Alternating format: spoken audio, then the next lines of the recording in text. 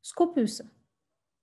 Scopus, c'est un outil fourni par Elsevier, qui est une entreprise d'information, d'analyse d'information et aussi un éditeur.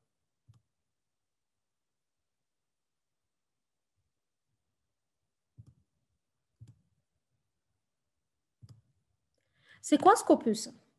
Scopus, c'est une base de données. En fait, c'est la plus grande base de données et de résumé et d'indexation de littérature, de tout ce qui est littérature évaluée par les pairs. Qu'est-ce que vous pouvez trouver aujourd'hui sur Scopus? Vous pouvez trouver plus de 5000 éditeurs, plus de 25 000 de revues indexées, plus de 71 millions de documents et plus de 70 000 de profils d'affiliation et de 12 millions de profils d'auteurs. Alors, qu'est-ce que vous pouvez faire avec toutes ces données? Ça vous aide à identifier et analyser les revues à lire et dans lesquelles vous pouvez publier. Ça vous aide aussi à gérer votre visibilité sur votre profil en tant qu'auteur à travers le nombre de citations, l'indice H et des autres. Ça vous aide aussi de décider avec qui collaborer sur votre sujet de recherche, sur quel sujet et dans quel pays. Ça vous aide aussi à suivre l'impact de votre recherche et les tendances mondiales dans le domaine de recherche dont vous cherchez. Ça vous aide aussi à découvrir ce qui existe déjà dans le monde, se différencier et trouver des nouvelles idées. Donc, Scopus, autant qu'un outil intelligent, il vous permet de suivre, analyser et visualiser l'impact de la recherche et les tendances du monde scientifique. Vous pouvez à tout moment, à travers Scopus, avoir la liste de revues indexées à travers ce lien et je vais vous montrer comment l'avoir sur Scopus en direct. C'est qui décide l'indexation de ces revues, ces documents sur Scopus? Est-ce que c'est Elsevier? Non, ce n'est pas Elsevier. C'est un comité indépendant de 17 experts de partout dans le monde qui ont de l'expertise dans des différents sujets, domaines de recherche et qui travaillent ensemble pour évaluer les candidatures d'indexation sur Scopus en utilisant la liste de critères transparents et aussi très stricts et rigoureux pour évaluer les soumissions de candidatures d'indexation des revues sur Scopus. Une fois la revue indexée, elle n'arrête pas d'être évaluée.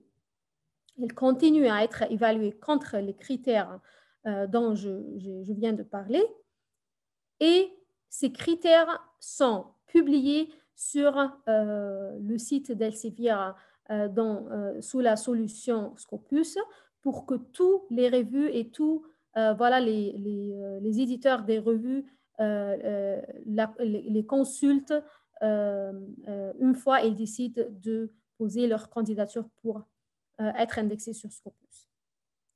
Pourquoi Scopus continue à évaluer les revues même après leur indexation? Cela est nécessaire pour maintenir la qualité des revues indexées sur Scopus, pour aussi s'assurer que les revues continuent à remplir les critères d'indexation.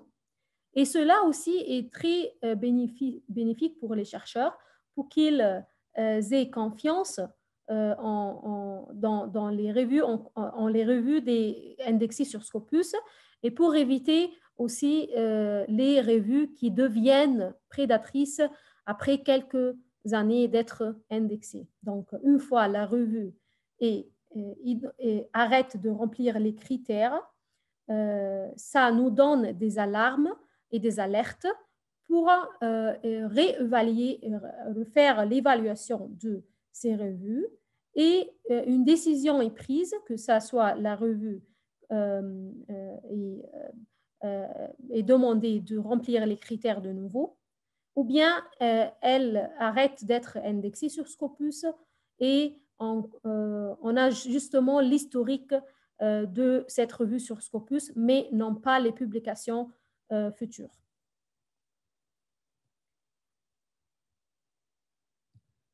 Le contenu sur Scopus est un contenu international et pluridisciplinaire. Donc, les plus de 70 millions de documents, dont plus de 25 000 de titres actifs maintenant à ce moment sur Scopus. Il couvre les sciences physiques, les sciences de la santé, les sciences sociales et les sciences de la vie. Vous pouvez trouver plusieurs types d'indexation comme des revues, des actes de conférences et les séries de livres. Est-ce que Scopus est seulement pour les revues de l'éditeur Elsevier? Non plus.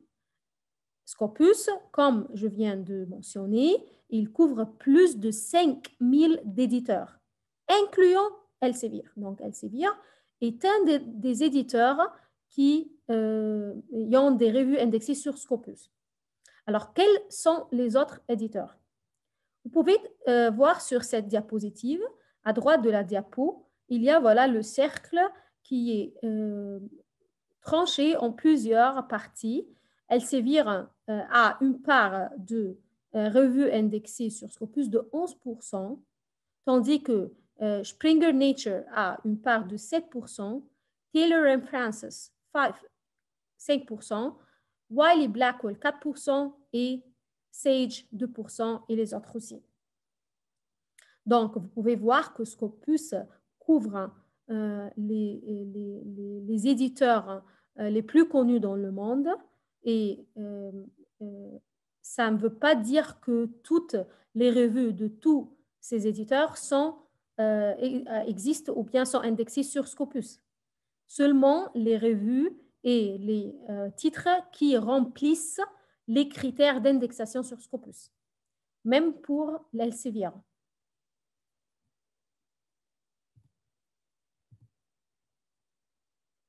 Donc, en résumé, les données qui entrent dans Scopus suivent le modèle selon lequel les articles sont écrits par des auteurs affiliés à des institutions.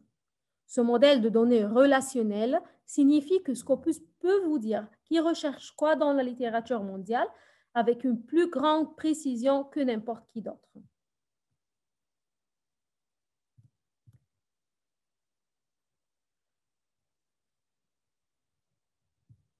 Je vous propose aussi de créer un compte sur Scopus pour pouvoir sauvegarder vos recherches sur la barre de recherche. Donc, la chaîne de requête ou bien l'équation que vous allez mettre sur la recherche va être sauvegardée pour des prochains et des futurs résultats qui peuvent être ajoutés à cette équation de recherche et que vous allez la voir directement comme des alertes sur votre courrier, sur votre email que vous avez utilisé pour créer le compte. Donc, le compte vous permet de sauvegarder les équations de recherche dans la barre de recherche que vous avez mis la première fois, de créer des alertes pour recevoir les nouvelles résultats.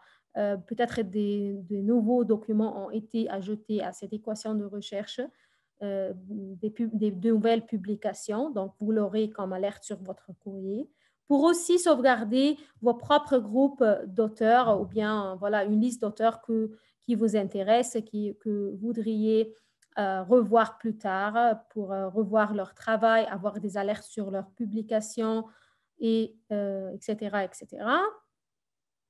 Aussi, à travers votre compte, si vous avez un profil d'auteur, si vous avez publié déjà des documents dans des revues qui sont indexées sur Scopus, vous pouvez avoir un profil d'auteur sur Scopus et vous pouvez aussi corriger les détails sur votre profil, que ce soit voilà, les publications affiliées, leurs citations et les affiliations dont vous faites partie, que ce soit votre université, votre institution, votre centre de recherche, etc.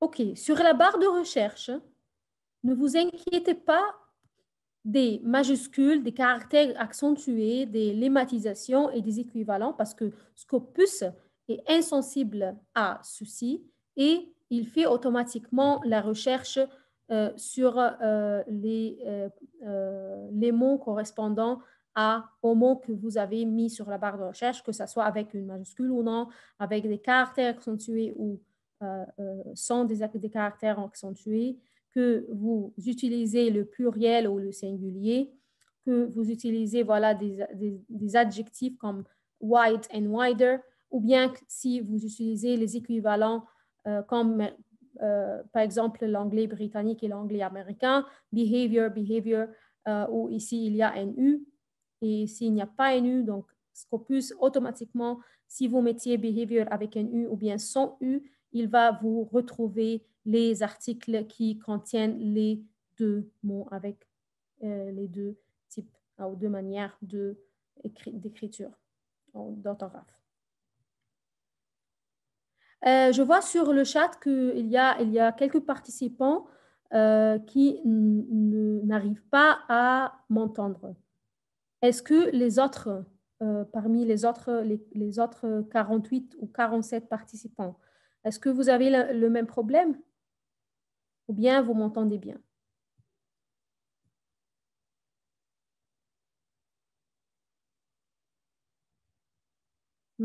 Très bien. Donc, voilà, je vous recommande donc les participants qui ont un problème de son de déconnecter et de reconnecter pour régler ce problème. Très bien. Merci. Donc, on continue. Aussi, sur la barre de recherche de Scopus, vous pouvez utiliser les différents opérateurs booléens, proximité, les jokers, les guillemets et les autres qu'on va voir plus tard pour affiner de plus les résultats de votre équation de recherche. Donc, on commence par exemple avec les opérateurs booléens. And, or, and not. Donc, le and, c'est en français et, le or ou bien, et and not, c'est-à-dire sauf. Mais on les utilise en anglais sur Scopus. Donc, par exemple, ici, si j'utilise deux mots sur l'équation de recherche et je veux que Scopus me retrouve tous les documents qui contiennent les deux mots sur le même document. Donc, je mets l'opérateur boolien en majuscule and entre les deux mots. Si je veux que Scopus me retrouve les documents qui contiennent le mot A ou bien le mot B, donc je mets entre les deux mots l'opérateur boolien OR en majuscule.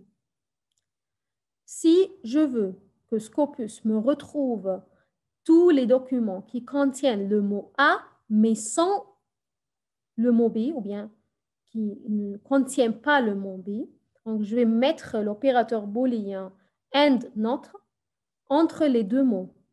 Donc, il va me retrouver les articles qui contiennent le mot A sans le mot B.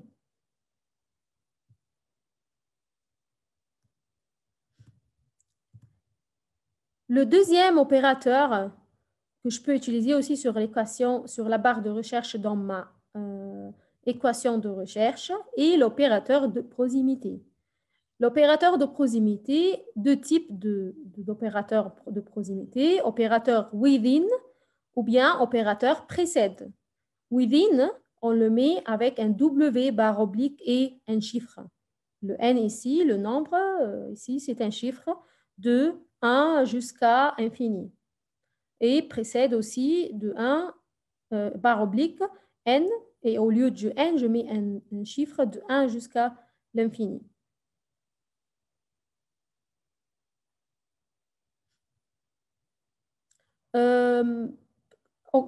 Comment on utilise l'opérateur within ou bien l'opérateur précède. Donc, par exemple, ici, si vous voyez l'exemple de Zika virus. il y a des fois quand deux mots sont séparés de plus de 3, 4, 5 mots, ils perdent le sens de la phrase. Donc, pour ne pas les avoir trop séparés dans les articles que Scopus va me retrouver, je veux mettre le W barre oblique et un chiffre qui signifie que je veux que Scopus me retrouve les articles dans lesquels Zika et virus ne sont pas séparés de plus de ce chiffre. Ici, par exemple, 2, donc, ne sont pas séparés de plus de 2 mots. Donc, voilà un exemple ici. Il chercherait à savoir virus infection with Zika. Donc, ici, voilà, il y a 2 mots entre virus et Zika. Virus like Zika, un mot. Virus, virgule Zika, et Zika virus. Donc, il va me retrouver tous les articles et tous les documents qui contiennent au plus 2 mots qui séparent Zika et virus. Que ce soit Zika vient premièrement ou bien virus vient premièrement. C'est le cas ici d'avoir une séparation de 2 mots, que ce soit Zika premièrement ou bien qui précède le virus ou bien le virus qui précède le Zika. Le plus important ici avec l'opérateur within est que les 2 mots ne soient séparés que avec un certain nombre de mots que je précise ici au lieu du n. L'opérateur précède, c'est la même chose, mais ici, ça doit être, je dois avoir un ordre spécifique des mots. Donc, par exemple, avec les mêmes 2 mots, Zika, virus, et je mets précède PRE, par oblique et 2. Donc, ici, c'est la même chose, mais aussi, je veux que chaque fois, il me retrouve ces 2 mots qui ne sont pas séparés de plus de 2 mots, que ça soit toujours Zika précède le mot virus et non pas le contraire. Donc, par exemple, ici, il va me rechercher des phrases dans des documents comme, par exemple, Zika and donc virus. Donc, et voilà, il y a seulement 2 mots qui séparent les deux. Et aussi, il y a le Zika qui précède le mot virus. Si c'était within, W barre oblique 2, ça va être séparé au plus de 2 mots, mais il y aura des fois que Zika précède le virus ou bien le virus qui précède le Zika. Est-ce que c'est clair?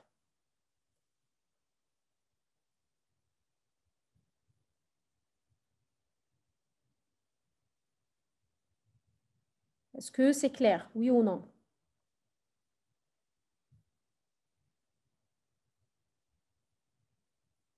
Très bien. Donc, on continue.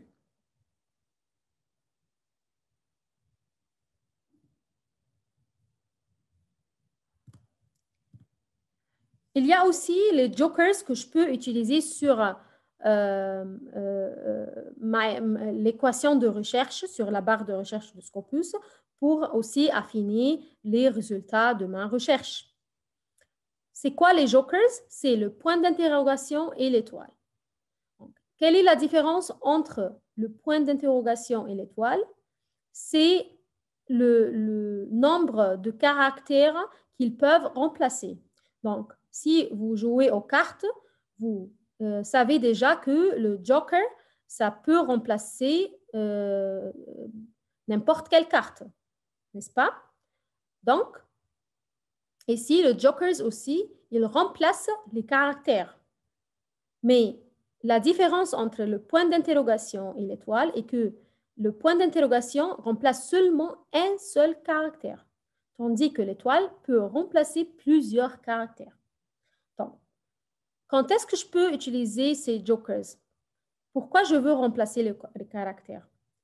Premièrement, je veux remplacer les caractères qui peuvent être remplacés par plusieurs lettres, caractères, et donner voilà, le même sens. Comme par exemple, le mot en anglais tooth, c'est-à-dire le dent, et le pluriel en anglais, teeth. Nous sommes d'accord que Scopus est insensible au singulier et pluriel qui sont des pluriels standards ou bien réguliers, c'est-à-dire on met un S à la fin ou bien voilà. Mais il y a des autres formes de pluriel comme tooth and teeth que Scopus peut-être n'est pas insensible à ces formes de pluriel et singulier. Donc, ici, si je veux que Scopus me retrouve tous les articles et tous les documents qui contiennent, que ce soit tooth ou teeth, je peux aussi utiliser le point d'interrogation au lieu de l'eau. Donc, je peux mettre, voilà, comme je peux annoter, voilà, maintenant pour que vous puissiez, voilà. Par exemple, tooth.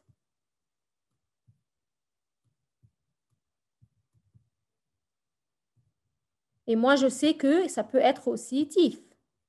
Donc, je remplace le O ou bien le EE avec deux points d'interrogation. Donc, T, point d'interrogation, TH.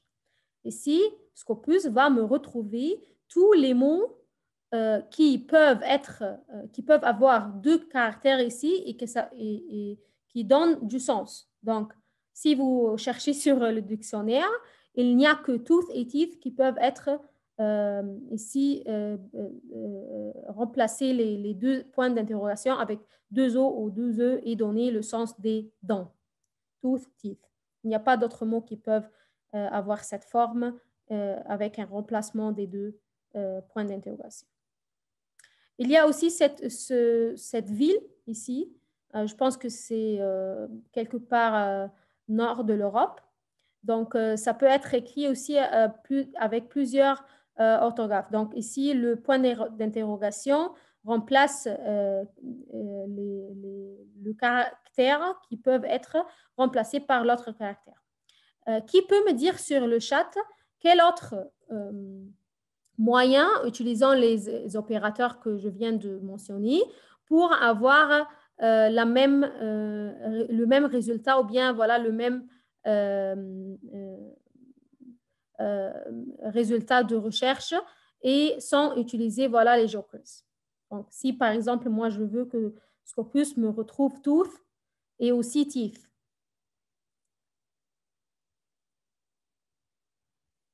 Quel est l'opérateur que je peux aussi utiliser et comment écrire l'équation de recherche pour avoir tooth ou bien teeth?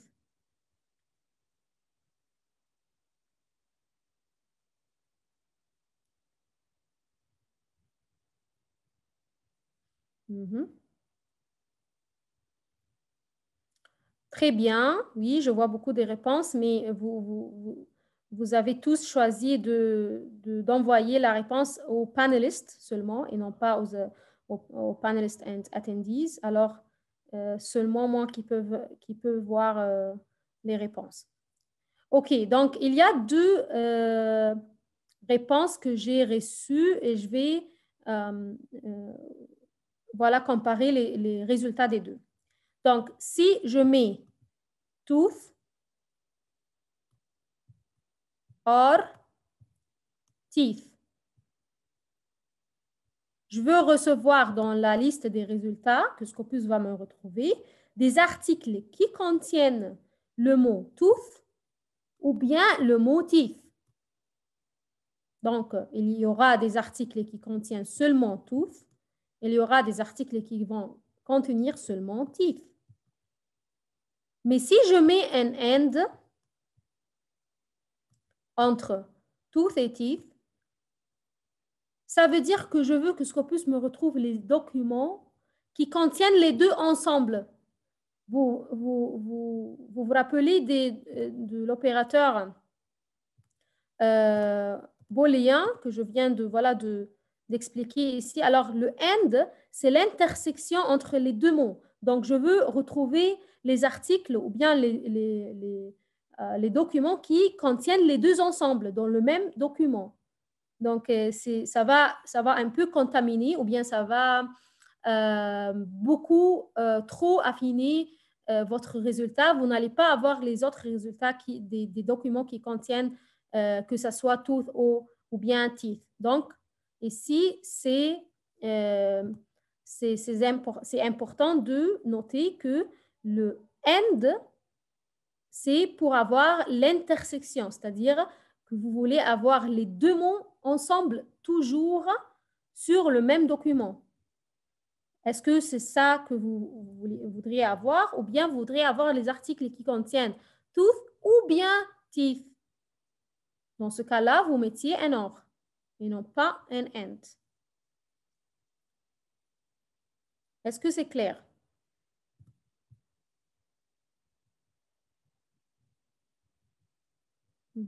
Très bien. On continue. Donc, le joker, l'étoile, c'est aussi un joker qui remplace les caractères uniques. Mais comme j'ai mentionné, ça peut remplacer plusieurs caractères à la fois. Et c'est toujours à la fin du mot. Ce n'est pas au milieu comme le point d'interrogation. Le point d'interrogation peut être au début, voilà, à la fin, ou bien dans le mot lui-même, mais au milieu du mot. Mais ici, ça vient toujours à la fin du mot. Pourquoi on le met à la fin du mot? Parce qu'il y a des fois un mot qui a beaucoup de mots de la même famille qui vont être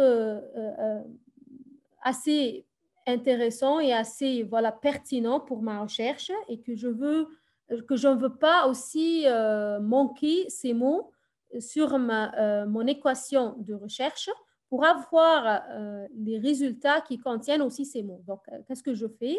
Je mets un étoile à la fin au lieu de, voilà, moi je sais par exemple que computer, jusqu'à le T, c'est commun. Après le T, ça change, par exemple. Donc, moi, j'écris jusqu'au T et puis je mets une étoile. Donc, ici, l'étoile va remplacer tout ce qui peut venir après le T. Par exemple, ça va me retrouver les mots computer, computers, computerize, computerization. Vous pouvez voir ici que l'étoile a remplacé plusieurs caractères pour donner plusieurs mots de la même famille de compute.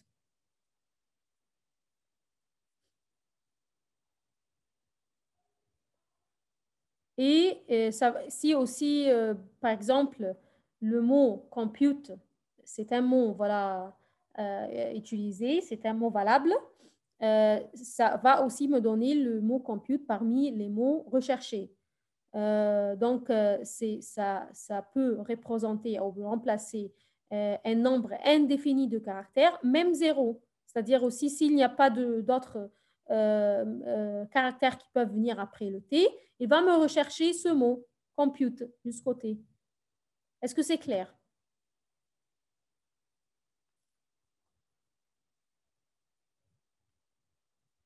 Très bien. On continue. Donc, voilà pour, après avoir écrit l'équation de votre recherche, vous appuyez sur Search et vous allez être transféré automatiquement sur une nouvelle page de résultats. Donc, par exemple, ici, on a 22 484 documents comme résultat. Alors, est-ce on a le temps ou bien on va lire tous ces documents ou bien on va voilà, consulter ou bien reviser tous ces documents? Je pense que non. Donc, pour affiner en plus les résultats que vous allez avoir sur cette page de résultats, vous avez des filtres à gauche de la page, comme par exemple le type d'accès, l'année de publication, voilà les noms, les différentes sources, c'est-à-dire les revues qui publient, et des autres aussi filtres qu'on va voir ensemble. Donc, juste à noter que si vous tombez sur la page Scopus Preview, ce n'est pas Scopus de l'abonnement, ce n'est pas Scopus qui contient tout le contenu abonné par votre institution Constantine III à travers le consortium CERIST. Donc, si vous tombez sur Scopus Preview, ce que c'est-à-dire que vous n'êtes pas sur la bonne page. Vous devez contacter votre bibliothécaire ou la personne responsable des ressources pour les chercheurs à l'institution pour vous expliquer les instructions de comment accéder aux bases de données abonnées. Juste pour votre info, quand les participants ou bien les chercheurs de l'Université Constantine III peuvent accéder à Scopus de l'abonnement à travers le SNDL, qui est le Système national de documentation en ligne, et qui est la bibliothèque électronique du consortium CERIST dont l'Université de Constantine III est affiliée. Donc, pour accéder, s'il vous plaît, allez à SNDL CERIST. Maintenant, je veux savoir, s'il vous plaît, mettez-moi sur le chat si vous avez un compte sur SNDL, oui ou non.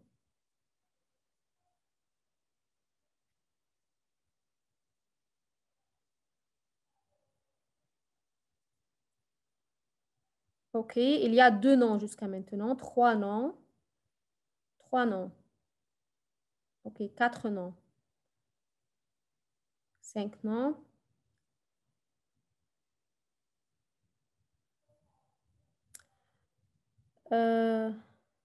6 noms, 7 noms, 8 noms. OK, les participants qui n'ont pas de compte qui n'ont pas encore un compte sur SNDL, s'il vous plaît, consultez avec Madame Noël Witili pour pouvoir recevoir ce compte pour accéder à tous les ressources fournies par l'Université Constantine III à ses chercheurs et à ses étudiants doctorats. Avec Madame Noël Witili.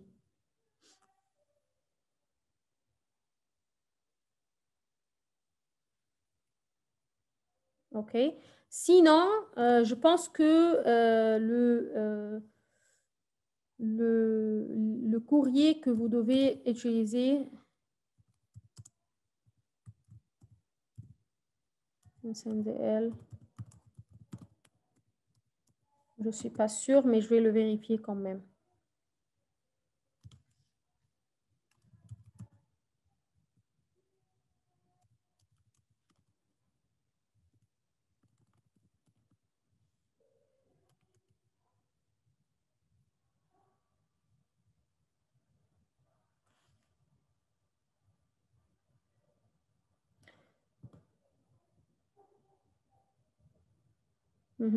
Madame Noël Witili vient de mentionner qu'il faut le demander soit au rectorat, soit au niveau de vos facultés. Donc, s'il vous plaît. Sinon, vous avez aussi voilà, le courrier de SNDL qui peuvent aussi vous aider. Je vais vérifier justement le courrier.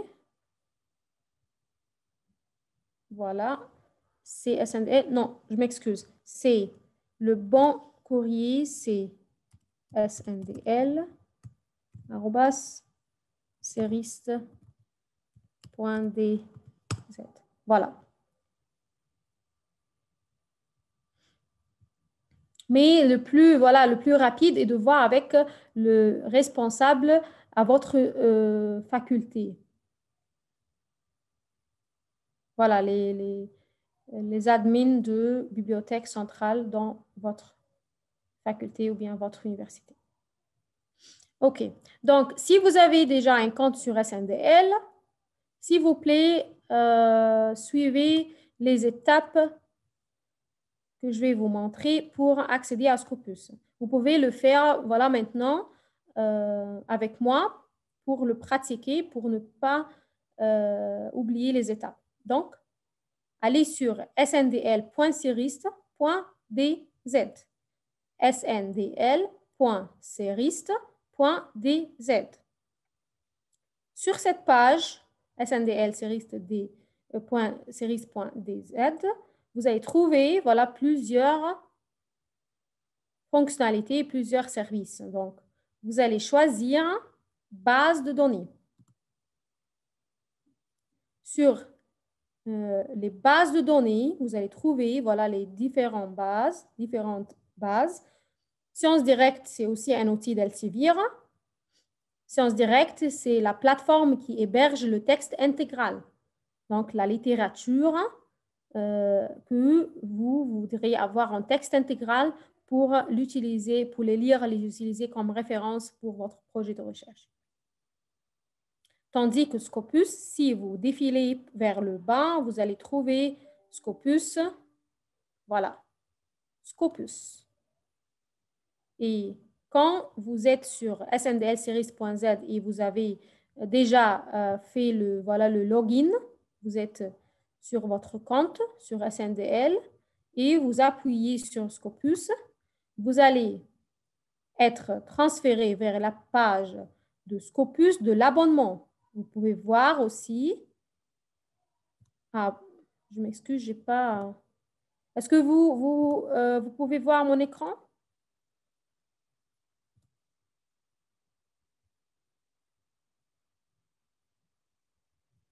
OK. Oui, je vous confirme qu'il y aura des attestations de certificat pour ceux qui ont assisté à la session d'aujourd'hui. Donc, les détails des attestations vont être partagés à travers un envoi d'un courrier à partir de Zoom à tous les participants qui ont assisté à la session. Donc, c'est un email automatique de Zoom que vous allez recevoir demain avec les détails de comment tirer le certificat.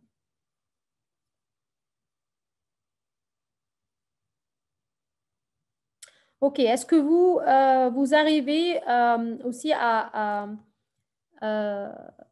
ouvrir sndl.series.dz et base de données Scopus? OK, très bien. Très bien.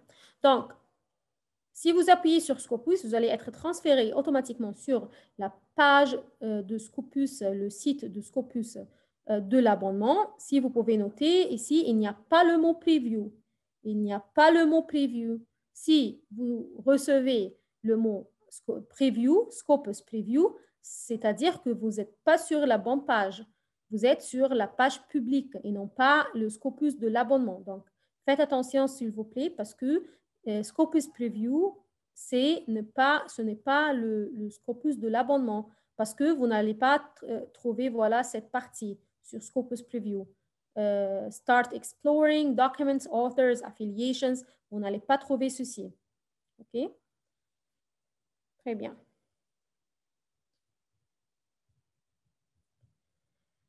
Vous êtes sur voilà, la page d'accueil de Scopus et vous voudriez commencer votre recherche. Alors, comment le faire? Simplement, comme nous avons commencé la session, voilà la barre de recherche où vous allez avoir, ou vous allez mettre votre équation de recherche.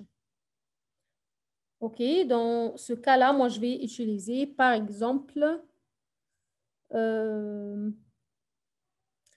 est-ce que vous pouvez m'aider, peut-être vous me donner des mots-clés qui appartiennent à un tel sujet de recherche? Voilà.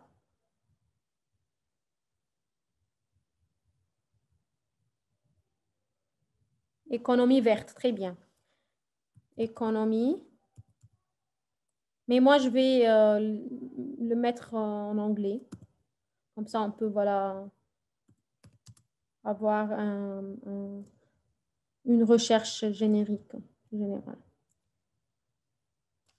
OK.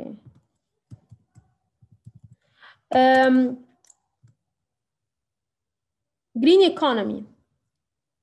Alors, si je laisse Green Economy comme ça,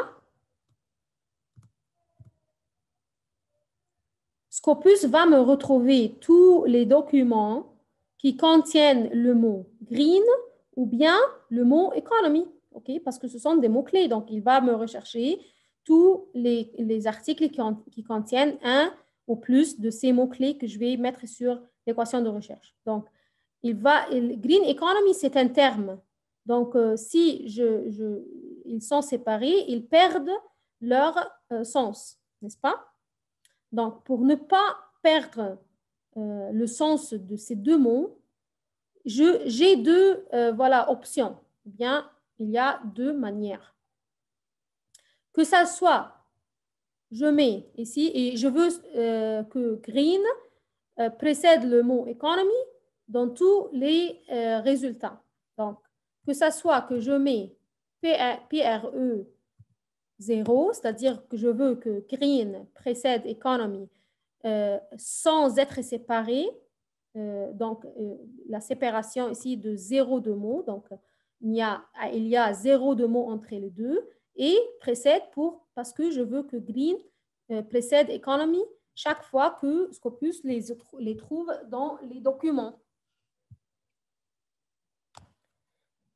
Madame Loubna, si vous n'êtes pas, vous n'avez pas le même contenu, c'est que vous n'êtes pas sur le Scopus de l'abonnement. Donc, vous devez avoir un compte sur SNDL et puis accéder sur les bases de données. Vous défilez vers le bas et vous appuyez sur Scopus. Premièrement, vous devez faire le sign-in ou bien le login avec votre compte sur SNDL.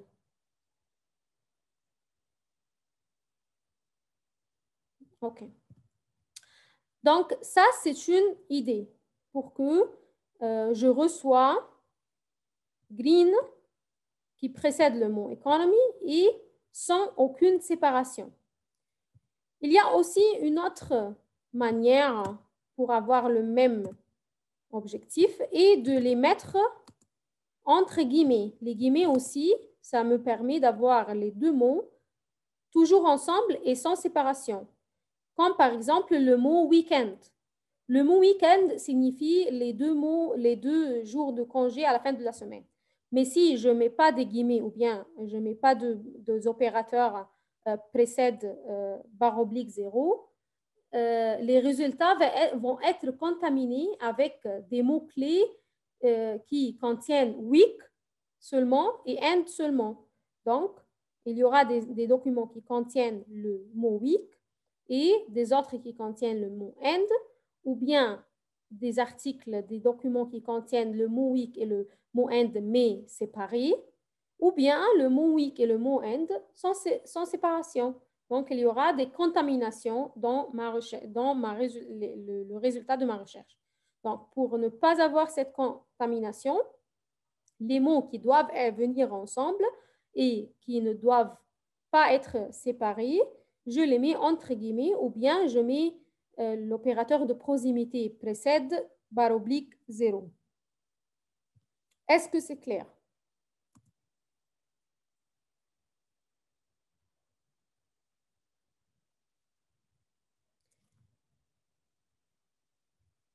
La recherche peut se faire sur le sujet, sur le contenu. Vous utilisez assez de mots-clés pour affiner au maximum les résultats que vous allez avoir sur la page suivante. Donc, le plus vous utilisez des mots-clés qui sont pertinents, bien sûr, et qui correspondent à votre sujet de recherche, le plus vous allez avoir la liste de résultats plus affinée. OK? Donc, ici, on peut ajouter aussi des autres mots-clés. Par exemple, quoi d'autre pour le sujet de Clean Economy?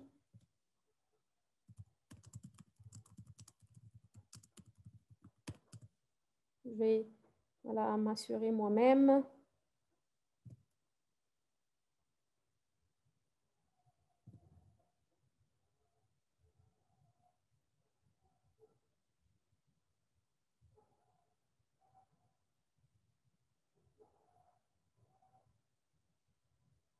Green growth.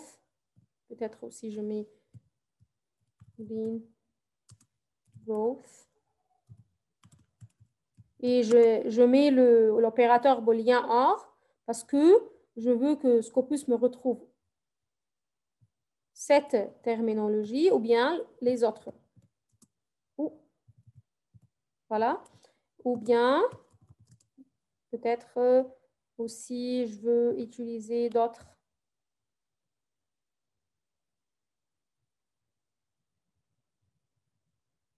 Quoi encore? Est-ce que vous avez d'autres mots-clés qui peuvent correspondre à ce sujet de recherche?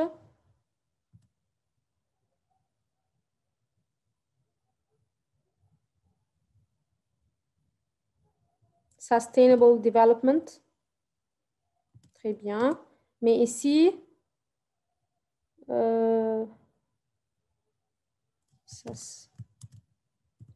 peux mettre, voilà, sustainability.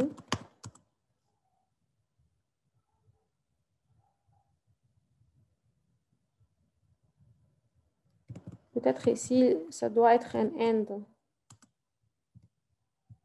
Je mets cette partie entre parenthèses parce que ça signifie une partie. Et voilà l'autre partie que je vais aussi avoir, sustainability or sustainable development.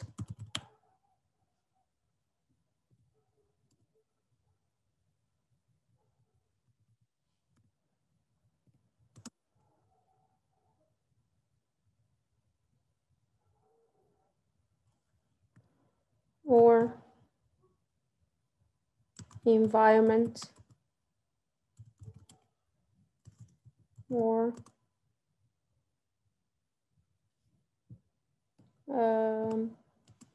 énergie renouvelable en anglais, renewable energy. Renewable energy, ça doit venir entre guillemets. Parce que c'est un terme que si c'est séparé, ça va donner un autre sens. Energy.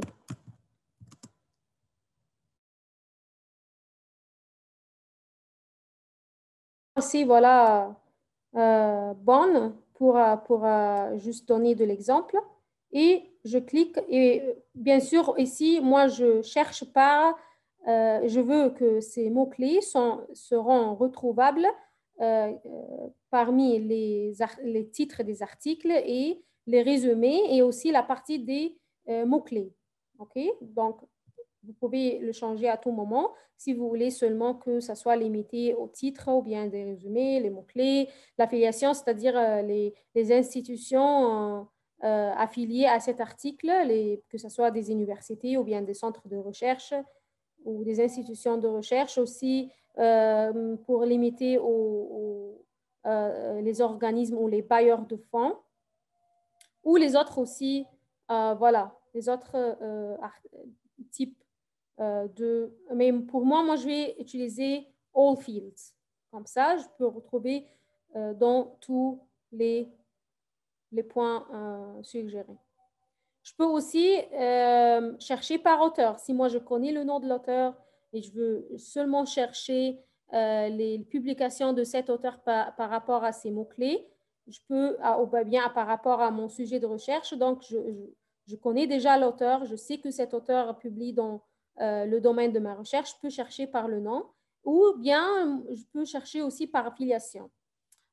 Aujourd'hui, moi, j'ai fait voilà, un exercice et j'ai cherché l'affiliation, l'université Constantine III. Donc voilà, je l'ai trouvé sur Scopus, le profil de l'affiliation de l'université de Constantine III Salah Boukneider et voilà tous les détails sur le profil de votre institution, votre université. Il y a 308 documents publiés dans des revues indexées sur Scopus par 219 auteurs, les tous affiliés à l'université Constantine III. Ici, les autres formes d'écriture ou d'orthographe ou bien d'ordre de Constantine III que Scopus trouve automatiquement avec des logarithmes très avancés pour affilier tous les documents et toutes les publications de l'université Constantine III, même si l'auteur écrit le nom de l'affiliation d'une autre manière. Par exemple, ici, Constantine III sans espace, c'est-à-dire que le moyen dont l'auteur utilise pour écrire le nom de l'affiliation de l'université ou de l'institution dont il fait part, dont il est affilié. Donc, c'est pourquoi Scopus utilise ces logarithmes, comment on dit, le artificial intelligence, logarithme pour les affilier au même profil de l'université ou de l'institution. Aussi, sur le profil de votre institution, vous pouvez voir les sujets ou les domaines de recherche dont vous avez ces 308 documents publiés. Donc, le domaine de recherche qui a la part la plus grande de ces publications est l'ingénierie, engineering, suivi par les sciences de l'environnement, environmental science, et l'ingénierie, voilà, le chemical engineering, l'ingénierie chimique et les autres. Vous pouvez à tout moment aussi accéder aux documents de chaque domaine de recherche ou bien avoir la liste complète en appuyant sur les 308 ou bien la liste des auteurs en appuyant sur les 219 sans répétition de nom, sans répétition. Ce sont des 219 auteurs uniques. Vous pouvez aussi avoir ici sur cette page Collaborating Affiliation, alors les autres affiliations que les auteurs ici ont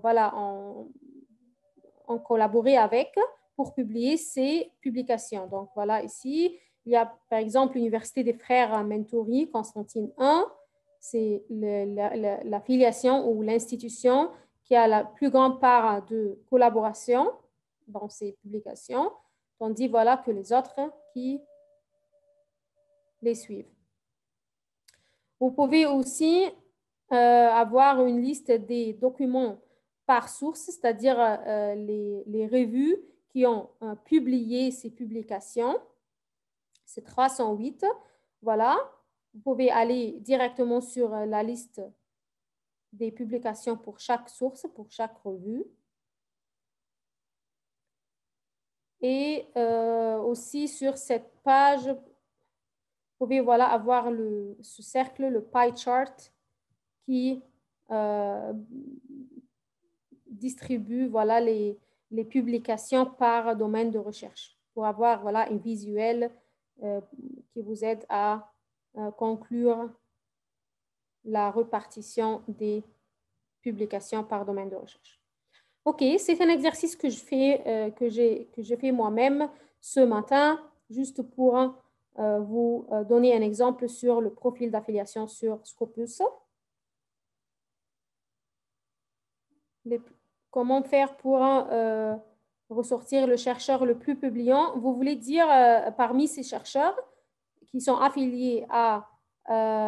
OK, donc si vous cliquez au-dessus, vous allez avoir une liste. Et cette liste, vous pouvez voir combien de documents publiés par le groupe des auteurs, parmi lesquels un auteur qui est affilié à l'Université de Constantine III est parmi eux. Donc, voilà, vous avez cette liste avec plus d'informations sur l'indice H qui mesure l'impact de l'impact des publications de l'auteur en mesurant le nombre de citations et par rapport au nombre de publications. Voilà un exemple. Vous pouvez voilà, aussi avoir ici les listes des affiliations. Vous pouvez aussi exporter cette liste si vous voudriez la consulter plus tard. Donc, voilà, export CSV. Voilà.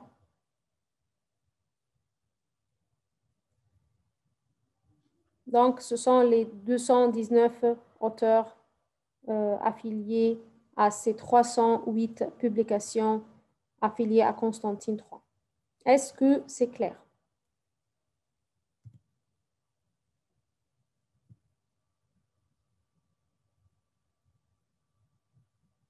Très bien, on continue alors sur notre recherche Green Economy, Green Growth, Sustainability, Sustainable Development, Environment, Renewable Energy. Très bien, on recherche. Donc, nous avons voilà, formé une équation de recherche assez forte. On a eu combien de documents comme résultat? À peu près 20 000.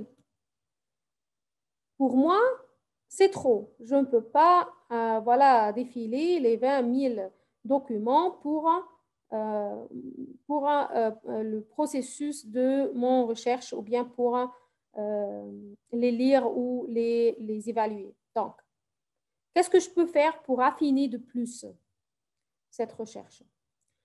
Comme je vous ai montré sur la présentation durant l'introduction, il y a des filtres aussi à gauche de la page pour vous permettre d'affiner en plus ces résultats. Donc, voilà le type d'accès. Il y a le Open Access, All Open Access, c'est-à-dire toutes les formes de l'accès libre, que ce soit Gold, que ce soit hybride, que ce soit bronze, que ce soit green. Et vous pouvez voilà, en savoir plus sur les types d'Open Access sur Scopus. Si vous appuyez sur Learn More, vous allez avoir la liste qui explique les Gold Open Access, le Gold hybride, le bronze et le green. Et si ce n'est pas assez clair, vous pouvez aussi aller sur Learn More at FAQs pour apprendre en plus sur ces types de publications. Il y a une question très, très importante. Si un travail n'est pas indexé, il n'apparaîtra pas. Les publications nationales, par exemple, n'apparaissent pas. Oui, c'est vrai, si ces publications nationales sont publiées dans des revues qui ne sont pas indexées, ils ne vont pas apparaître ici sur Scopus. Donc, sur Scopus, il n'y a que les publications qui sont publiées dans des revues indexées sur Scopus. C'est pourquoi on est en train de, en Algérie et en Afrique en général, on est en train de supporter et soutenir nos chercheurs et voilà les institutions et les universités pour comprendre et pour avancer sur le processus d'indexation des revues universitaires et les revues nationales. Pour une meilleure visibilité de leurs publications et pour aussi une meilleure, comment on dit, après une visibilité, ils vont bénéficier aussi des citations par les autres auteurs, par les autres chercheurs au monde. Donc, la visibilité, les citations et, en conséquence, le classement. Parce que ces revues sont annexées ou bien affiliées à des institutions ou des universités qui rentrent dans le classement mondial, que ce soit le THE, Times Higher Education, ou bien le QS, ou des autres types de classements. Donc, si les revues universitaires ou les revues affiliés à ces institutions et ces universités sont indexés, ils vont avoir une meilleure visibilité, plus de citations, plus de trafic et par conséquence, meilleur classement. Alors, on continue. Donc, on peut filtrer en plus par les filtres à gauche. Par exemple, moi, je travaille sur ce sujet qui est un sujet voilà, très, très important et très récent. Et je ne peux pas avoir des publications avant l'année, par exemple, 2012 ou bien avant l'année 2014. Donc, moi, je vais limiter ma liste de résultats aux publications depuis l'année 2015. Et voilà, je vais appuyer sur Limit to. Donc, au lieu de 20 000, j'ai 15 000 de documents comme résultat. Et je continue à affiner. Quoi encore? Le nom de l'auteur. Moi, je n'ai aucune idée des auteurs les plus voilà, actifs ou les plus pertinents. Donc, je vais les laisser comme ils sont. Les subject area, le domaine de recherche, par exemple, moi, c'est toujours dans le domaine des sciences sociales. Donc, ce n'est pas l'ingénierie, par exemple. Je vous donne des exemples seulement. Bien sûr, ce n'est pas du computer science, donc je vais limiter la recherche qui sont plus pertinents dans les domaines de recherche de environmental science, social science, energy ou bien economics aussi peut être valable, agriculture and biological science, bien sûr, earth and planetary science, et je veux par exemple limiter à ces domaines de recherche. Maintenant, j'ai 12 000, je continue à affiner. Par exemple, document type. Moi, je veux tout ce qui est article seulement. Je veux tout ce qui est en stage final et pas en Impress.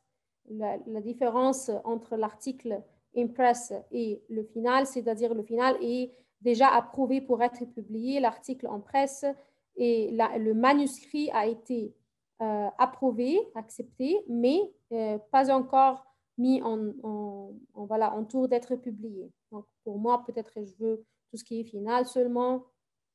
Je veux aussi voilà, choisir les revues.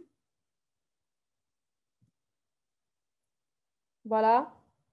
Je peux choisir quelques revues si je sais les revues les plus pertinentes ou bien je veux seulement les publications d'une certaine revue. Sinon, je la laisse comme elle est. Aussi, c'est très important de voir ce keyword. Pourquoi? Parce que peut-être moi, j'ai oublié d'inclure des mots-clés qui sont assez pertinents et qui peuvent affiner en plus les résultats de ma recherche. Donc, en ordre descendant, vous pouvez voir voilà, les mots-clés les plus utilisés dans ces résultats de recherche. Donc, par exemple, Sustainable Development, OK. Sustainability, je vais aussi prendre celle-ci. Celui-là aussi Climate Change, Green Economy, China, Environmental Economics, voilà. Je veux tout ce qui est aussi, par exemple,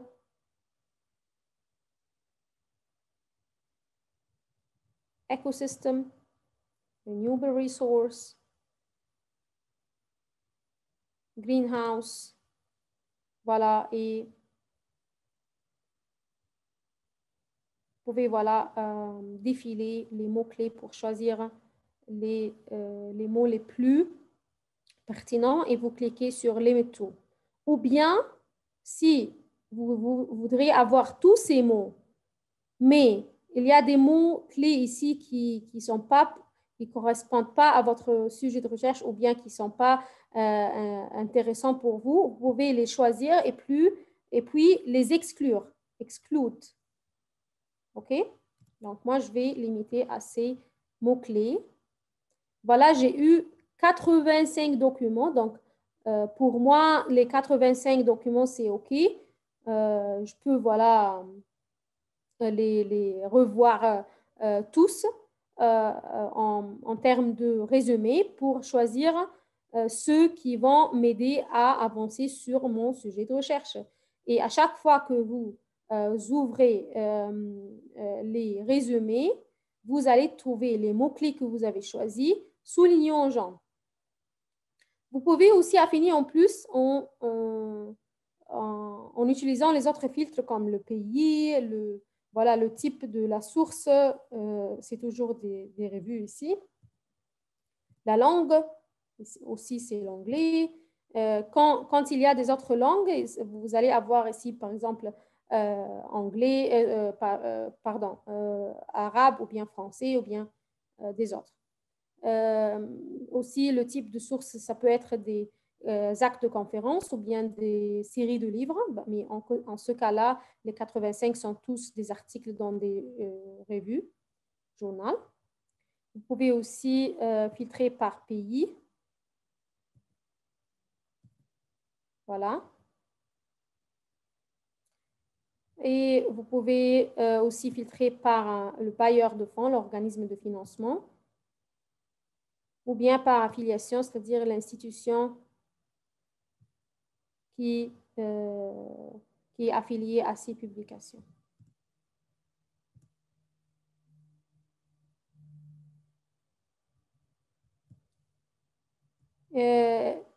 Est-il possible de faire entrer une revue universitaire émergente dans le processus d'indexation sur Scopus?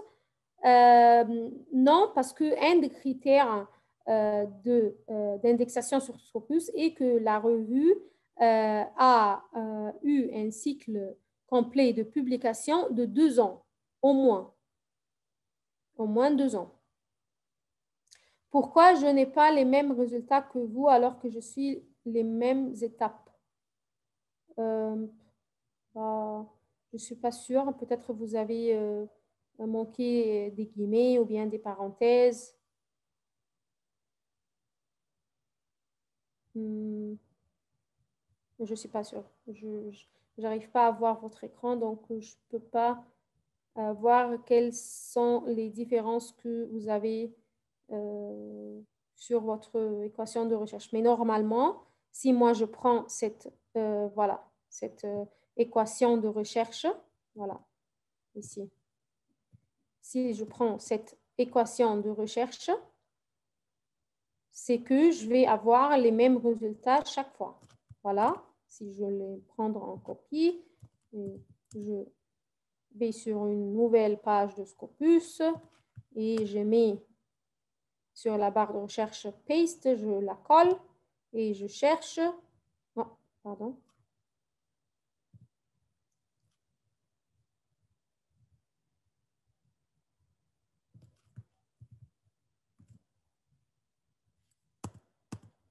Voilà.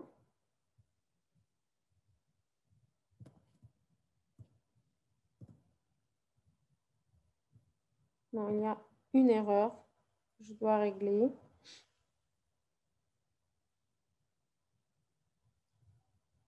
Ah, ici, je dois avoir une parenthèse que j'ai manquée.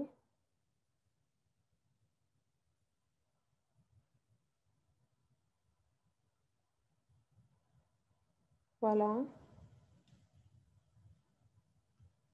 Et aussi.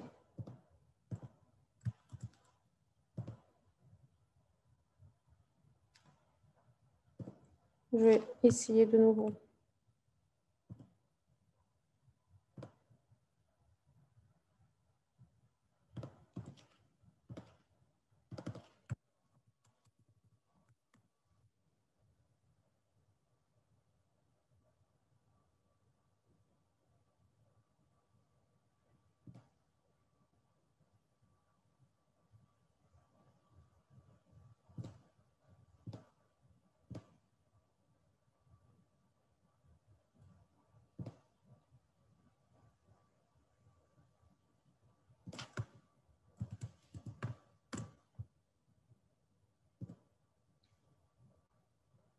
Je ne suis pas sûre pourquoi, mais je dois avoir les mêmes résultats avec les mêmes équations.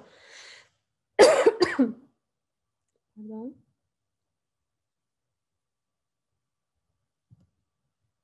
Ah, je m'excuse parce que c'est une équation spéciale. Ça doit être sur la recherche avancée. Maintenant, ça doit être fonctionnable. Voilà, les 85 documents. Donc, parce que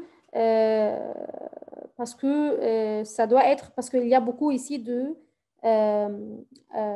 comment on dit, des query strings, c'est-à-dire que, voilà, sur la page d'accueil de Scopus, voilà, comme ici, il y a Advanced Document Search. Pourquoi? Parce qu'il y a des chercheurs qui connaissent les query strings qu'ils peuvent utiliser entre les mots-clés autres que les opérateurs qu'on vient d'expliquer. Ce sont des codes trop compliqués. Ici, ce sont développés automatiquement par Scopus en filtrant de plus avec ces filtres à gauche. Mais il y a des chercheurs qui connaissent par cœur ces codes qu'ils peuvent utiliser, comme par exemple, voilà, PubStage. On n'est pas expert dans la recherche des query strings pour savoir comment utiliser exact keyword ou bien utiliser, voilà, ici, PubStage ou des codes qui sont plus avancés et plus compliqués.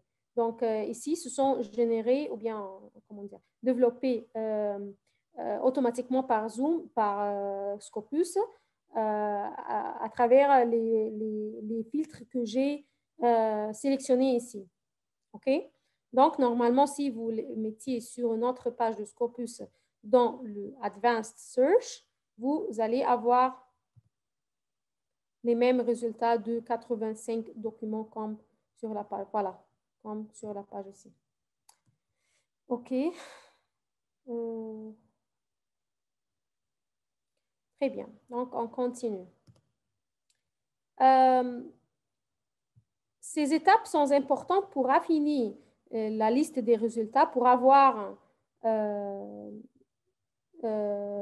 les documents les plus pertinents qui correspondent à mon sujet de recherche, pour les considérer et pour les évaluer plus tard pour mon sujet de recherche.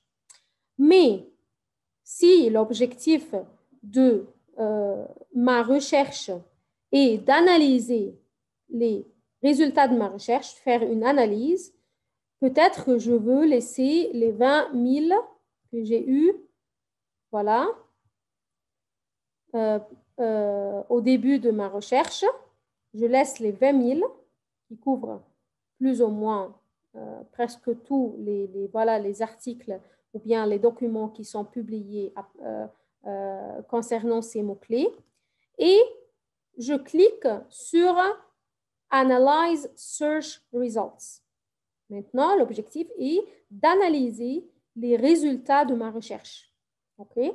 Donc, si j'appuie sur Analyze Search Results, je suis sur une nouvelle page d'analyse. Et il y a plusieurs types d'analyse, comme vous pouvez voir ici sur la page. Voilà. Le premier type est automatiquement formé et il s'appelle Documents per Year, c'est-à-dire documents par année, ou bien par an. Donc, vous allez trouver sur cette analyse l'évolution de publication par rapport à ces mots-clés de l'année 1990 jusqu'à ce moment-là. Donc, bien sûr, en 2021, on continue à avoir des publications. Nous sommes encore en février, donc il y a beaucoup de publications qui vont être ajoutées plus tard jusqu'à 31 décembre. Donc, voilà, le 21 ici, ce n'est pas une évolution réelle. Donc, je peux voilà, exclure l'année 2021, je mets seulement 2020. Aussi, vous devez savoir que la confirmation finale des articles, du nombre des articles publiés ou bien indexés sur Scopus sont confirmés le mois de juin chaque année. Donc, même pour de l'année 2020, ça sera confirmé finalement, ou bien pour une confirmation finale le mois de juin prochain. Donc, si je limite l'analyse à 2020, par exemple,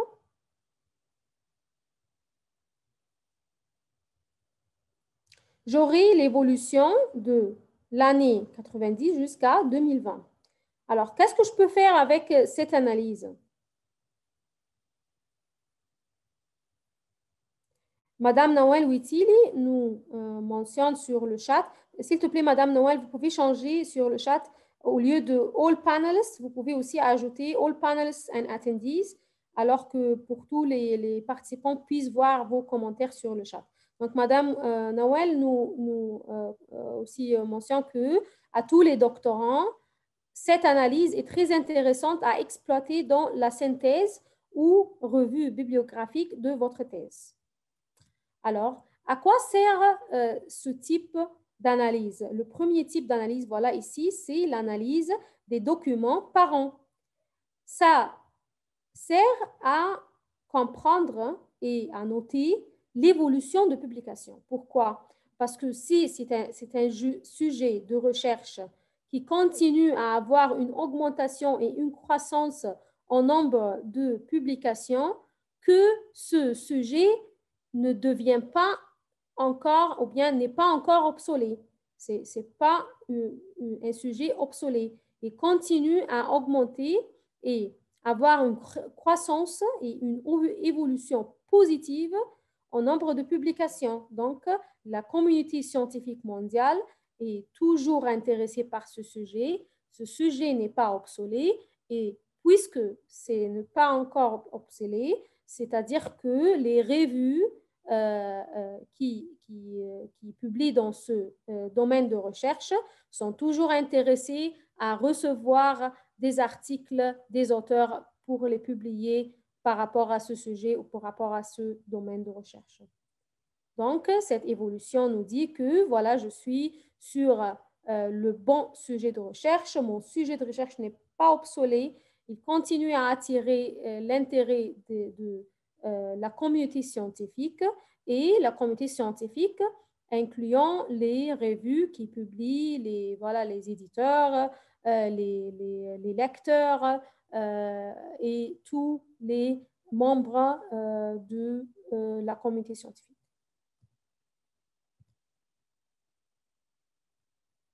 Très bien. Aussi, les autres types d'analyse. Bien sûr, sur chaque année, vous pouvez aller directement sur les publications de chaque année par rapport à ces mots-clés qu'on a mis sur l'équation de la recherche. Il y a aussi des autres types d'analyse, voilà ici que vous pouvez choisir. Par exemple, documents per year per source. C'est-à-dire les documents publiés par année, par source, c'est-à-dire par revue ou par source qui a publié. Alors, vous pouvez voir ici les 5 top revues qui publient par rapport à ces mots-clés, ce sujet de recherche. Je voudrais seulement limiter la période. Et je choisis par exemple ici 2008 parce que c'est juste avant la croissance. Comme ça, on a une vue plus claire et plus pratique pour l'analyse.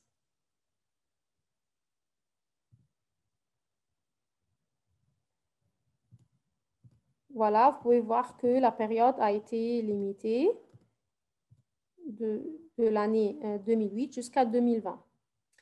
Alors, vous pouvez aussi ajouter des autres revues. Ce sont les top 5 revues, mais vous pouvez aussi ajouter les autres à partir du ici de la gauche, et c'est dans l'ordre descendant. Donc, c'est automatiquement mis en ordre descendant. Donc, vous pouvez ajouter pour avoir les top 10, par exemple. On a combien de revues jusqu'à maintenant? Voilà, 5, 4. Il manque une pour avoir les top 10. Voilà. Donc, maintenant, on a sur le graphique les top 10. Et quand vous bougez la souris sur le graphique, vous pouvez avoir une idée sur les nombres de documents par chaque revue, les métriques qui mesurent l'impact de chaque revue, comme le site score, le SJR, le SNP. Et vous pouvez aussi appuyer pour avoir la liste des documents. Mais pour moi, je veux évaluer les top 5 ou bien les top 5 revues pour avoir une analyse plus pratique. Je vais faire le zoom pour que vous puissiez voir en détail. Donc, si par exemple, moi, je suis en train d'écrire, de rédiger mon article par rapport à ces mots-clés, ce sujet de recherche, et je suis intéressée à publier ma recherche dans une des revues qui seront intéressées aussi à recevoir mon article. Donc, ce type d'analyse me permet de voir quelles sont les revues qui publient le plus par rapport à ce sujet de recherche et aussi voir l'évolution de publication. Donc, par exemple, cette revue en bleu, Sustainability Switzerland, a publié 84 documents en 2017. Et voilà, elle continue à croître le nombre augmenter le nombre de publications par rapport à ce sujet de recherche. Donc, cette revue est un bon candidat à solliciter pour publier aussi mon article ou bien mon document de recherche. Tandis que par exemple, la revue ici c'est pas le rouge ou bien c'est un rouge, je ne sais pas, c'est Renewable and Sustainable Energy Reviews. Elle est parmi les top 5 revues, mais est-ce que l'évolution de ces publications augmente significativement? Non. Elle est plus ou moins plateau ou même elle a diminué le nombre de publications par rapport à ce sujet de recherche. Peut-être parce qu'elle n'a pas reçu assez d'articles par les auteurs par rapport à ce sujet, ou bien la revue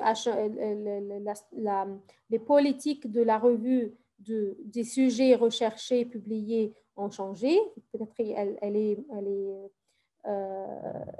elle est plus concentrée sur des autres sujets de recherche à publier.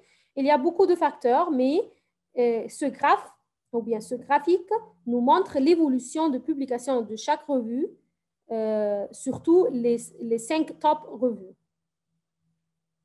Il y a, voilà, ici, celle en orange, elle continue à augmenter aussi. Ça peut être un candidat pour mon dossier de recherche, mon document de recherche pour le publier dans cette revue. Aussi, vous pouvez déduire et conclure de ce type d'analyse les revues qui publient le plus dans ce domaine et donc ces revues, ce sont les revues que vous allez vous concentrer pour lire les publications de ces revues puisque ce sont les revues qui publient le plus, qui sont concentrées le plus sur ce sujet de recherche. Donc, plusieurs conclusions que vous pouvez tirer de chaque graphique. Aussi, l'analyse par auteur pour identifier les auteurs qui publient le plus dans ce sujet et aussi pour voir, par exemple, si vous voulez collaborer avec un de ces auteurs pour votre prochain projet de recherche sur le même sujet qu'ils ont publié avant cela. Vous pouvez aller sur le profil de l'auteur pour savoir plus de détails sur cet auteur. Ça, c'est le profil de l'auteur de Godwell Namo, University of South Africa. Et vous pouvez voilà, voir les métriques de l'impact de cet auteur, les documents publiés par cet auteur, les documents qui ont cité ces publications et les autres auteurs qu'il a collaboré avec. Et aussi des autres métriques que vous pouvez voir. Il a un indice H9, c'est-à-dire que cet auteur a publié au moins 9 documents qui ont reçu au moins 9 citations. 9 documents au moins qui ont reçu au moins 9 citations. C'est ça l'indice H. Vous pouvez le voir sur le graphe aussi. Voilà, l'indice H. Il mesure le nombre de documents publiés, qui est 90, et le nombre de citations reçues. Et il prend voilà, une ligne à 45 degrés et l'intersection de cette ligne avec le nombre de documents avec leur nombre de citations et l'indice H. Donc ici, l'intersection vient sur le 9. Donc, au moins 9 documents ont reçu au moins 9 citations.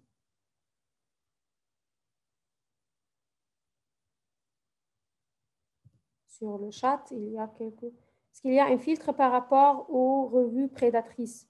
Non, parce que sur Scopus, vous n'allez pas trouver des revues prédatrices puisque les revues continuent à être évaluées chaque jour et chaque semaine et chaque mois et chaque année par des outils d'intelligence artificielle qu'on l'appelle radar.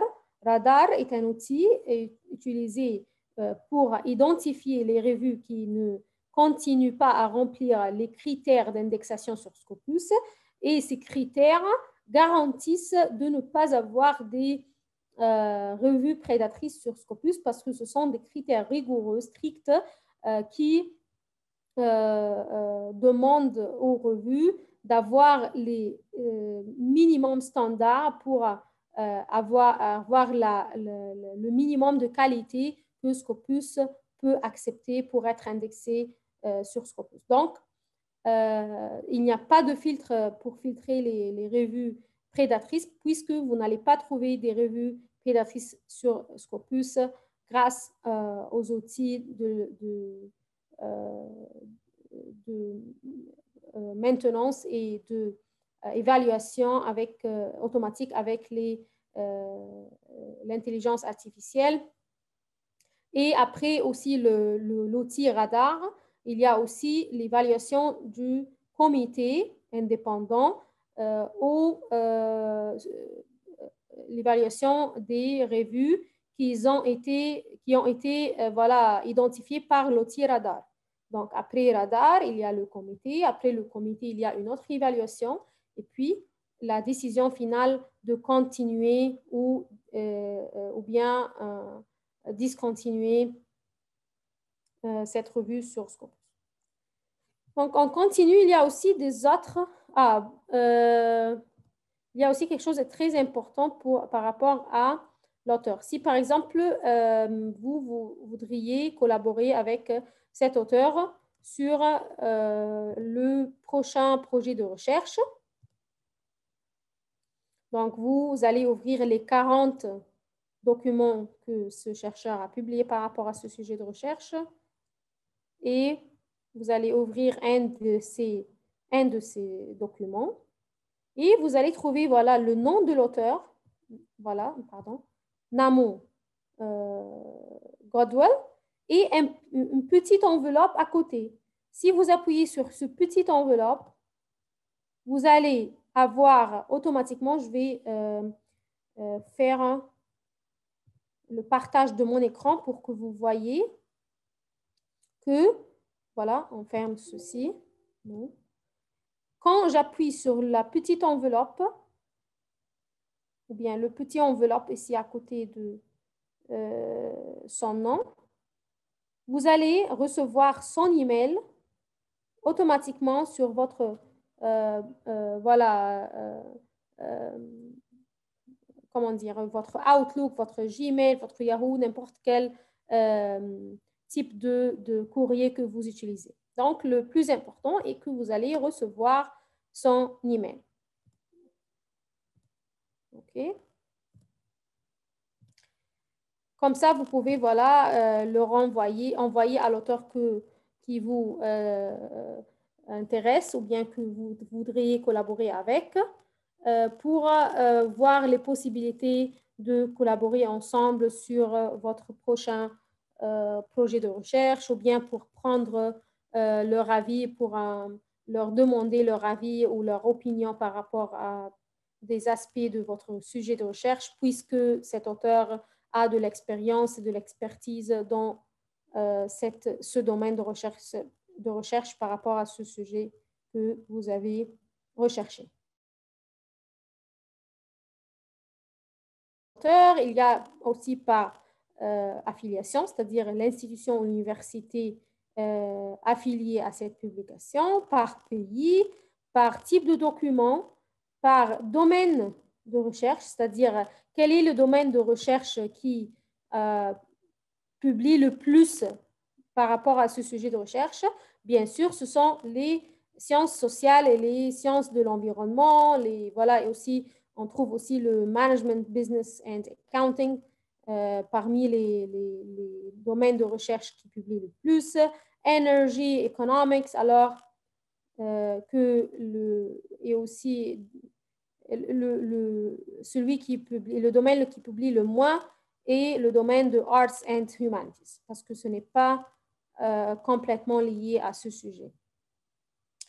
Alors, le dernier type que je voudrais aussi ouvrir avec vous, c'est les documents documents by funding sponsor, ou bien les documents par les bailleurs de fonds. Donc, c'est très important si vous êtes intéressé et vous voudriez recevoir ou bien voilà, revoir les possibilités de recevoir des bourses pour votre sujet de recherche, pour votre projet de recherche.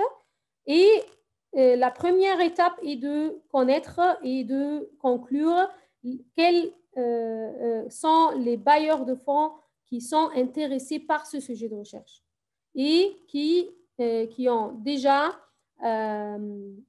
fourni des bourses à des sujets similaires et qui continuent, c'est très important, et qui continuent à être intéressés, qui n'ont pas perdu leur intérêt de fournir des bourses par rapport à ce sujet ou ce domaine de recherche. Donc, par exemple, ici, vous voyez que National Natural Science Foundation of China, c'est le bailleur de fonds, bien l'organisme de financement qui a financé le plus les projets de recherche par rapport à ces sujets de recherche ou ces mots-clés. Et vous pouvez voilà, déduire aussi ou conclure les top organismes de financement qui ont fourni des bourses par rapport à ce sujet ou ce domaine de recherche. Si vous êtes intéressé à savoir plus, vous pouvez aller sur, voilà sur les documents du bailleur de fonds qui vous intéresse le plus parmi cette liste. Bien sûr, vous pouvez ajouter des autres sur le graphique. Alors, si vous allez sur, oui, la liste. Voilà, la liste des documents des publications qui ont reçu des bourses par National Natural Science Foundation of China. Et vous choisissez n'importe quel document de ces 800 documents et vous défilez vers le bas pour trouver les détails sur le funding sponsor. Voilà. Et quelques mots sur la bourse. Et vous pouvez voilà, les prendre en copie et le chercher pour savoir plus sur cet organisme de financement, quels sont les critères de soumission, quels sont voilà, les points que vous devez remplir pour poser vos applications pour la bourse. Donc, ici, par exemple, c'est la page voilà, officielle. On peut chercher juste pour exemple.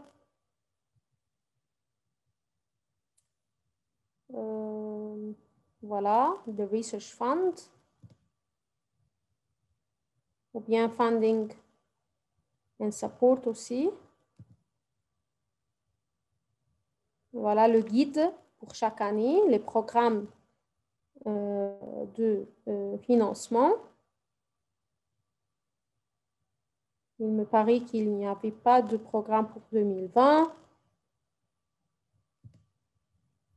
Donc, sur la page de chaque organisme de financement, vous pouvez savoir plus. Peut-être si on choisit une autre, European Commission par exemple.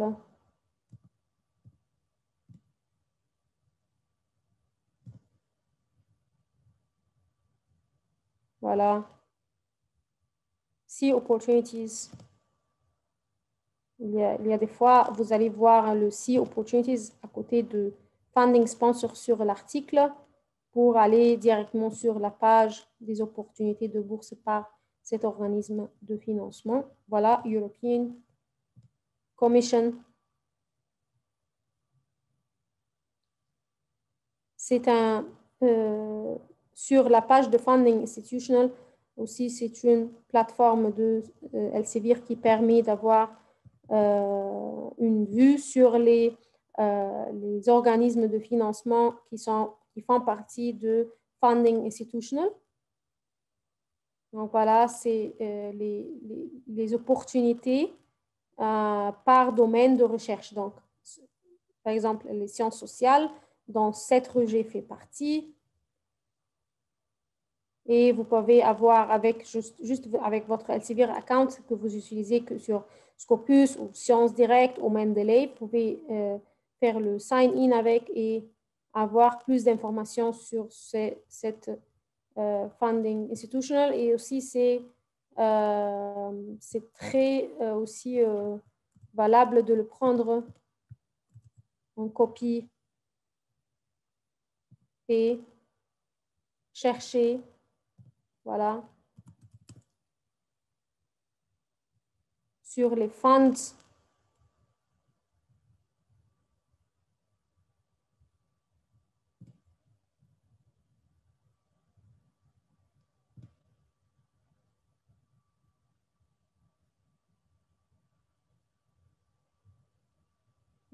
Voilà, funding grants. Et vous allez trouver voilà, les funding opportunities by topic. Et voilà, vous pouvez choisir ici Climate Action et les autres. Donc, seulement pour vous donner une idée sur comment ça fonctionne. Donc, c'est très important aussi, si vous êtes intéressé à recevoir des bourses par des bailleurs de fonds, d'aller, voilà, de défiler cette analyse par funding sponsor. Donc, sans trop tarder, seulement c'est une formation initiale pour vous donner de l'idée sur Scopus, les fonctionnalités, mais bien sûr, il y a beaucoup d'autres fonctionnalités, beaucoup d'autres voilà, cas d'utilisation de Scopus. À tout moment, vous pouvez consulter la liste des sources indexées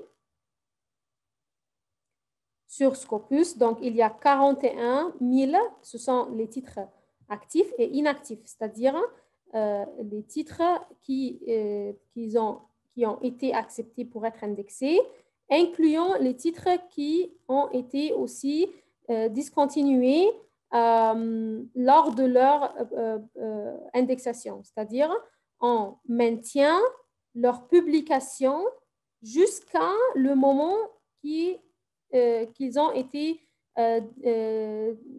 discontinués. Donc, Après ça, les futures publications ne sont pas indexées, mais l'historique est toujours indexé, c'est-à-dire c'est pourquoi on a ces 41 000. Le nombre de titres actifs seulement, c'est 25 200. 25 200 titres. Vous pouvez à tout moment télécharger cette liste juste après avoir sign in avec le compte.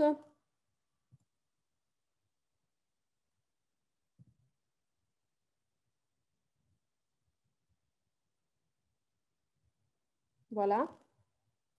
Avec les métriques ou sans métriques.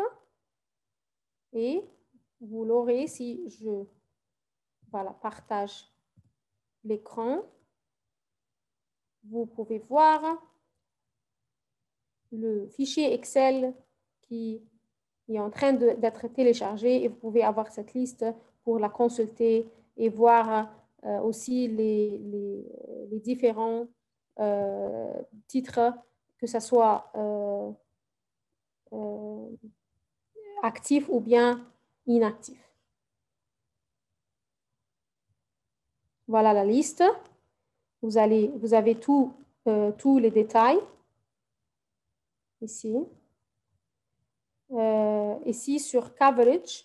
Voilà. Et, par exemple, ici, vous pouvez choisir filtrer par actif pour avoir seulement les revues qui sont toujours actives, qui ont les publications courantes indexées, qui n'ont pas été discontinuées. Donc, voilà, actif.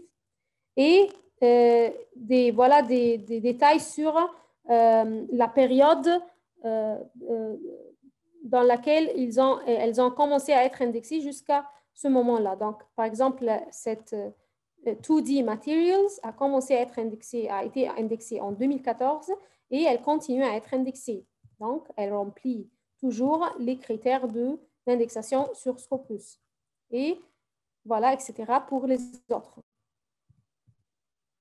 Donc, voilà une idée sur aussi les revues, la liste des revues sur Scopus. C'est tout pour moi. Si vous avez des questions, oui, toutes ces fonctions ne sont pas valables que si on passe par SNDL, ce n'est pas accessible en Open. Ah oui, ces fonctions sont valables seulement si vous passez par le Scopus de l'abonnement et non pas le Scopus Preview. Et c'est-à-dire que vous devez accéder à partir de l'IP de l'université.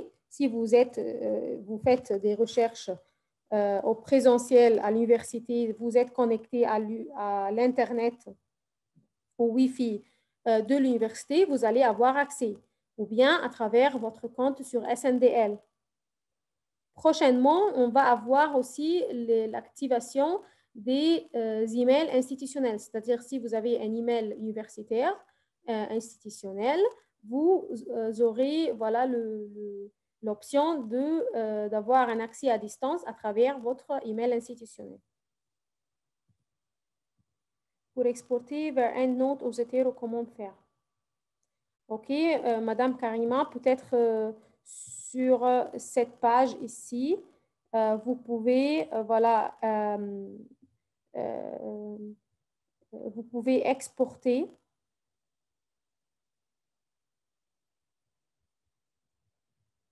Par exemple, ces 4 documents.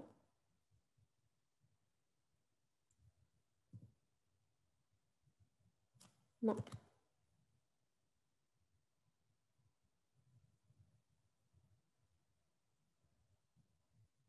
Mm-hmm.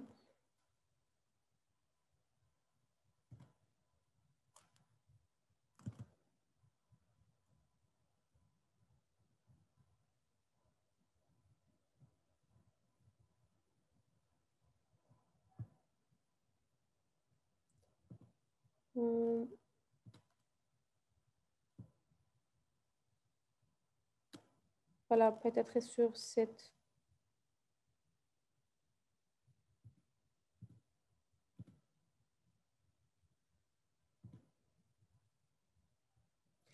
Vous vous choisissez les documents qui vous intéressent et vous créez la bibliographie pour ces documents. Create a bibliography for the selected documents. Voilà, il va vous demander est-ce que vous voulez avoir voilà, le style de bibliographie, quel type, APA, Harvard, Harvard British Standard et les autres, et vous créez la bibliographie. Vous pouvez aussi les imprimer, les envoyer par email, les sauvegarder comme PDF.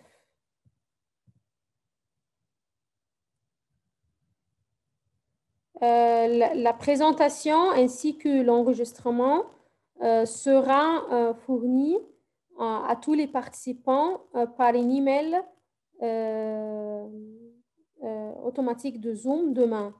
Tandis que la présentation, je vais l'envoyer à Madame Nawel Witili qui peut voilà, les disséminer aux participants qui ont participé à cette session ou bien qui ont inscrit aussi. S'il vous plaît, juste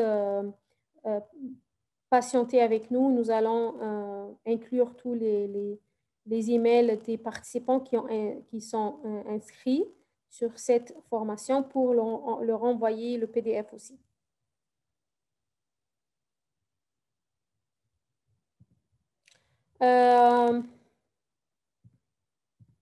Let me try, Karima, pour les exporter vers EndNote. Je pense que c'était Mendeley, RefWorks ou bien Mendeley, RefWorks ou bien Zotero. Mais je ne crois pas que c'était possible pour EndNote. Essayons. Voilà. Alors, Madame Karima, tu peux voir que quand j'ai appuyé sur la petite flèche à côté de CSV Export et j'ai voilà, choisi les documents qui m'intéressent pour les exporter sur mon gestionnaire de référence, je peux choisir Mendeley, RefWorks, Exlibris ou bien voilà le RIS format pour les intégrer après ça sur EndNote ou bien Reference Manager, tandis que Mendeley et RefWorks, c'est automatiquement, juste automatiquement. Mais vous pouvez aussi avoir un RIS format pour les intégrer sur EndNote Reference Manager ou bien fichier Excel, BibTeX ou bien Plain Text, HTML.